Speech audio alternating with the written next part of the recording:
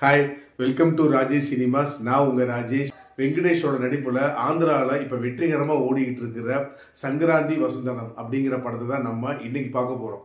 So இந்த படத்தோட பாடல் ஆல்ரெடி உங்களுக்கு தெரியும். மிகப்பெரிய ஒரு பிளாக் பஸ்டர் பாட்டு, எல்லாமே அவ்வளோ சூப்பர் டூப்பர் ஹிட்டு. இப்போ படம் ரிலீஸ் ஆயிருக்கு பொங்கலுக்கு. இந்த படம் எப்படி இருக்குங்கிறத பார்த்துருவோம்.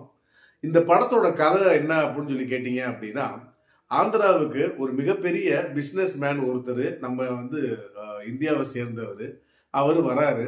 அவருக்கு பார்த்தீங்க அப்படின்னா ஏகப்பட்ட வரவேற்பு. ரொம்ப முக்கியமான பெர்சன், நாட்டுக்கு ரொம்ப ஒரு முக்கியமான ஒரு பெர்சன். அவர் பயங்கர செக்யூரிட்டி ஃபோர்ஸோட வராரு. நம்ம சிஎம் பார்த்துட்டு அங்கே உள்ள ஒரு ஃபங்க்ஷன்லையும் கலந்துக்கிட்டு, அப்போ நான் கிளம்புறேன் அப்படிங்கிற மாதிரி சொல்கிறாரு. அப்போ சிஎம்முக்கு வேண்டப்பட்ட ஒருத்தர், சார் நான் இன்னைக்கு ஈவினிங் ஒரு ரிசார்ட்டில் உங்களுக்காண்டி ஒரு மிகப்பெரிய வரவேற்பு விழா ஒன்று ஏற்பாடு பண்ணியிருக்கேன், அதில் நீங்கள் எப்படியாவது கலந்துக்கணும் அப்படின்னு சொல்லி சொல்கிறாரு.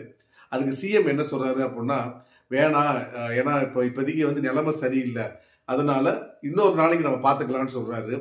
கூட இருக்கிறவர் இல்லை, இது நீங்கள் தான் எனக்கு எப்படியாவது இதுக்கு நீங்கள் பெர்மிஷன் கொடுக்கணும்னு சொல்லி ரொம்ப கம்பல் பண்ணி சிஎம்கிட்ட பெர்மிஷனும் வாங்கிடுறாரு.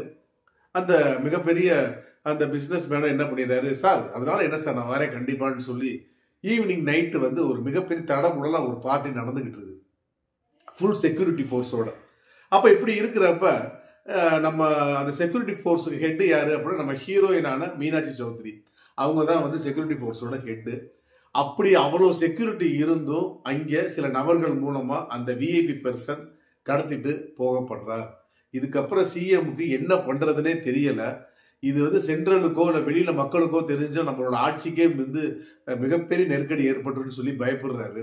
அப்ப இதை பத்தி என்ன பண்ணலான்னு சொல்லி யோசிக்கிறப்ப, அப்போ ஒரு போலீஸ் ஆஃபீஸர் சொல்றாரு, சார் கடத்திட்டு போன டீம் பாத்தீங்க அப்படின்னா ஏற்கனவே ஏகப்பட்ட கேஸ் இருக்கக்கூடிய ஒரு பெரிய கும்பல் சார், அவங்கள்ட்ட இருந்து அவரை காப்பாற்றி கொண்டு வர்றதுக்கு ஒரே ஒரு ஆளு தான் அப்படின்னு சொல்லி நம்ம ஹீரோ வெங்கடேஷோட இன்ட்ரோடக்ஷனை காமிக்கிறாங்க. அவர் ஒரு மிகப்பெரிய ஆஃபீஸரு. ஆனால் என்ன அப்படின்னு சொல்லி கேட்டீங்க அப்படின்னா, நிறைய என்கவுண்டர் பண்ணனால நேஷனல் ஹியூமன் கமிஷன் மூலமா அவர் இப்போ சஸ்பெண்ட்ல வேற இருக்காரு. இது சிஎம்முக்கு அடுத்த ஒரு பெரிய தலைவலியா போயிருது. இதுக்கப்புறம் என்னடா பண்றது அப்படின்னு சொல்லி கேட்கிறப்ப, அப்ப சொல்றாரு, சார் அவர் இப்ப ராஜமுந்திரில இருக்காரு, இப்ப வேலையும் அவர் வரமாட்டேங்கிற மாதிரி இருக்காரு அப்படின்னு சொல்லி சொல்றாங்க.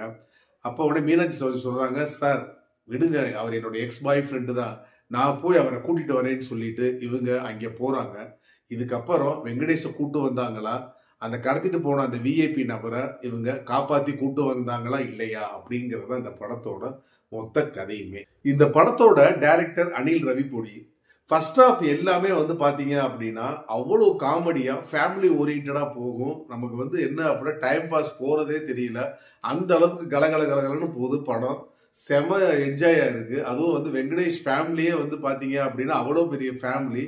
ஸோ அதில் சில காமெடி சீன்ஸும் வச்சு என்ன அப்படின்னா ரொம்ப ரசிக்கும்படியா கொண்டு போயிருக்காரு ஃபர்ஸ்ட் ஆஃப். ஸோ செகண்ட் ஆஃபை பொறுத்தளவுக்கு என்ன அப்படின்னு கேட்டீங்க அப்படின்னா, காமெடி இருக்கு, பட் ஒரு சில சீன்ஸ் காமெடிக்காண்டி ரொம்ப புகுத்து லாஜிக் இல்லாம போயிருச்சோ அப்படிங்கிற மாதிரி எனக்குள்ள ஒரு ஃபீல் ஏற்படுது.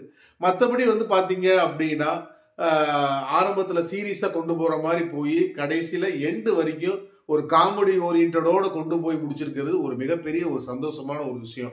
ஏன் அப்படின்னு சொல்லி கேட்டீங்க அப்படின்னா, இப்ப நிறைய போலீஸ் ஆபீசர்ஸ் சில வருஷத்துக்கு அப்புறம் திருப்பி உள்ள வரப்பையும் பாத்தீங்க அப்படின்னா அதே ஃபிட்டோட வருவாங்க, அதே கன் பயங்கரமா கன் ஷாட் பண்ணுவோம் அப்படிதான் காமிப்பாங்க. பட் இதுல நீங்க படத்துல பாருங்க, சில விஷயங்கள் நான் சொன்ன ஸ்பாயில் ஆயிரும். வெங்கடேஷ் திருப்பி சில வருஷங்களுக்கு அப்புறம் டியூட்டி ஜாயின் பண்றப்ப அது கொஞ்சம் ரியலா நேச்சுரலா இருக்கு. அது என்னவோ அதை நீங்க படத்தை பார்த்து தெரிஞ்சுங்க.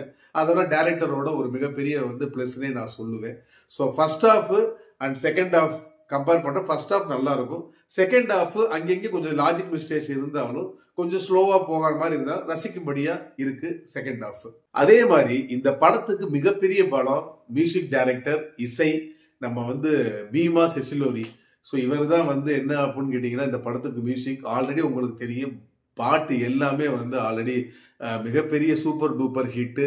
ஸோ அதை நம்ம விஷுவலா பார்க்குறப்ப ரொம்ப அழகாகவும் இருக்கு, பார்க்கறதுக்கு ரொம்ப கலர்ஃபுல்லாகவும் இருக்கு பாடல்.